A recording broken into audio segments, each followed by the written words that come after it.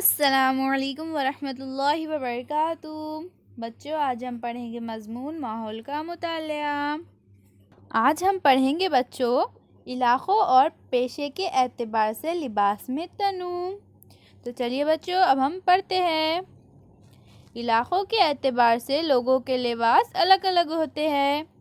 ہمارا ملک بھارت تنوع سے بھرا ہوا ہے۔ مختلف ریاستوں میں مختلف زبانیں بولی جاتی ہے۔ وہاں کے رسم و رواج، تہوار، تقریب میں تنوع پایا جاتا ہے۔ اسی طرح علاقوں کے لحاظ سے لباس میں بھی فرق پایا جاتا ہے۔ اسی طرح مختلف روایات کے مطابق بھی لباس میں تنوع پایا جاتا ہے۔ جیسا کہ بچوں ان تصویروں میں دیکھیے، یہ سب لوگ بھارت کے رہنے والے ہیں، لیکن ان کی روایات، ان کی زبانیں اور ان کے کپڑے الگ الگ ہیں۔ ان کے کپڑوں میں ہر چیز میں تنوع ہے۔ یہ سب لوگ جو ہے تو وہ بھارت کے ہی رہنے والے ہیں، لیکن علاقوں کے حساب سے بچوں ان کے کپڑوں میں، ان کے روایات میں تنوع پایا جاتا ہے۔ تنوع یعنی کیا بچوں؟ تنوع یعنی ان کے لباس، ان کے بات چیت، یعنی ان کی زبانیں اور روایات سب ایک دوسرے سے الگ ہوتی ہے۔ اب ہم دیکھیں گے بچوں پیشوں کے لحاظ سے کپڑے۔ پیشے کے لحاظ سے کپڑے، اسکول میں ہر طالب علم کو یونیفارم پہننا پڑتا ہے۔ یونیفارم ہم اسکول کے تمام طلباء میں نظم و ضبط کے ساتھ ساتھ یکسانیت ظاہر کرتا ہے۔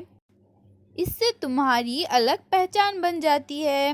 اسی طرح کچھ پیشوں کے یونیفارم مخصوص ہوتے ہیں۔ پولیس، فوجی، ان کے یونیفارم رباب دار ہوتے ہیں۔ یہ بچوں یہ ہے فوجی۔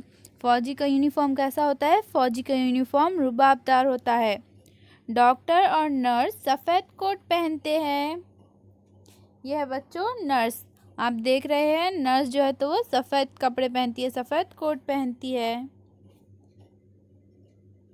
پائلٹ، ڈرائیور، ان کا بھی ایک خاص یونیفارم ہوتا ہے۔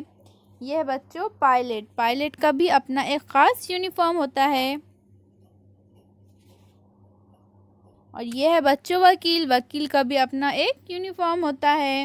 اسی طرح ہم مختلف پیشوں کو ان کی وردی سے پہچانتے ہیں۔ تو بچوں ہر پیشے میں لوگوں کی وردی جو ہے وہ الگ الگ ہوتی ہے، ان کا یونیفارم الگ الگ ہوتا ہے۔ تو ہم ان کی وردی، ان کے کپڑے، ان کا یونیفارم دیکھ کر پہچان سکتے ہیں کہ کس کا کون سا پیشہ ہے۔ تو اس طرح سے بچوں آج ہم نے علاقوں اور پیشے کے اعتبار سے لباس میں تنوع کو سمجھا ہے۔ اللہ حافظ بچوں۔